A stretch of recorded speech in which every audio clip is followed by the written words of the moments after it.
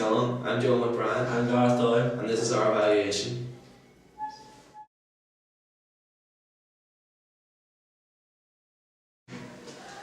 When given the task of producing a 2 to 3 minute clip, we concluded on a Mafia-based exchange. We had no problems drawing up our story about it, however it wasn't set in stone and we made quite a few changes. The script for our scene was fairly brief due to the tense nature we wanted to achieve, and the locations for filming were all within school grounds due to time restraints. These were the corridor, unused classroom and the courtyard.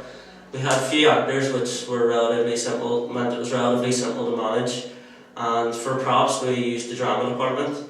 However, we wanted to include a Tommy gun, but we couldn't do this having no budget.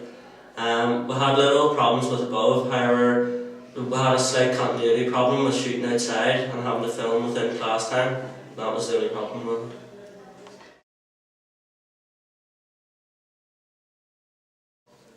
In filming, I think we're successful in continuity and our various range of shot types.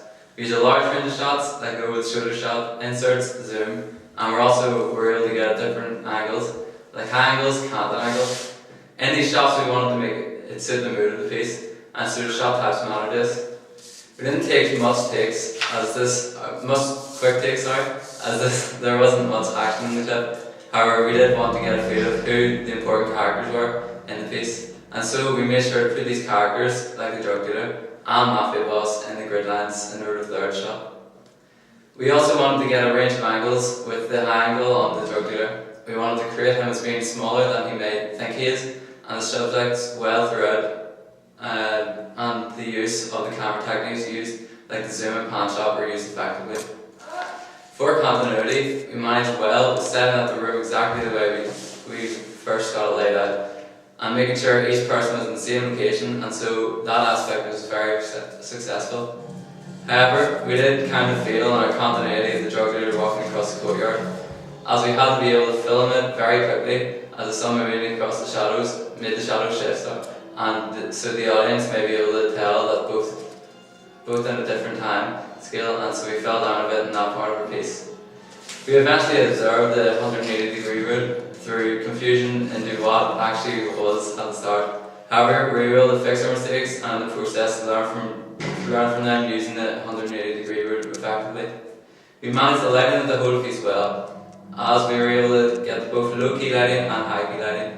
We captured the low-key lighting when the mafia boss and the henchmen were walking down the courtyard towards the meeting room.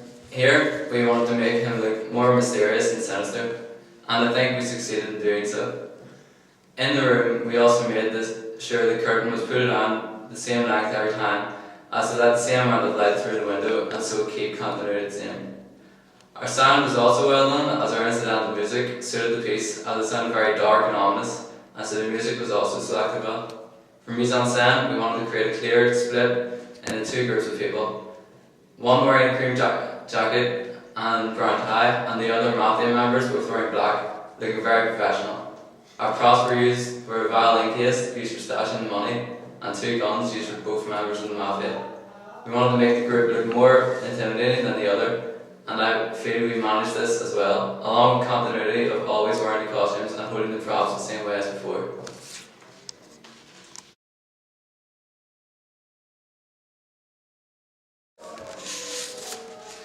During the editing process, we used the software iMovie. We had been given the challenge of making a clip 2 to 3 minutes long, so we had to take this into consideration when making the movie, as we had so many clips to choose from. We had to use the perfect clips and succeeding with the continuity to fit together, so we needed to have a sharp eye and a few days of trial and error. Finally, we got the flow of the film, but then encountered that our version was a bit inappropriate, so we had learned that we should always keep a film PG-13. So then we had to go back to the drawing room, shoot again and do some of the clips again. Finally, the continuity of the film was done, and we had to add in the sound of the film. We used royalty-free music in which we downloaded off the internet. We were looking for a classical piece, somewhat like The Godfather, but unfortunately we couldn't find a piece exactly like that to fit the whole music.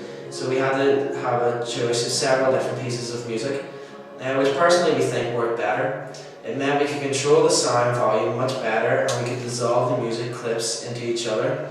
As we said, we used iMovie to edit the clip. We also used to learn other softwares such as Sibelius, GarageBand, and took a small look at Final Cut Pro.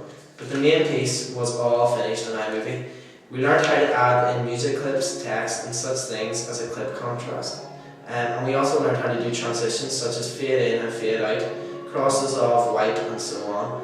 We realised though when we had film editing, we had used a 360-degree rule instead of a 180-degree rule. This again caused a lot of trouble, meaning we had to reshoot some parts of our film and re-edit them back into the movie. We feel the continuity of our film was most successful.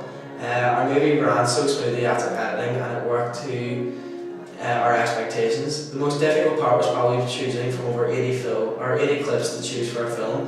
And the most valuable lesson we learned is to not make up a 360-degree rule and stick to the 180-degree rule.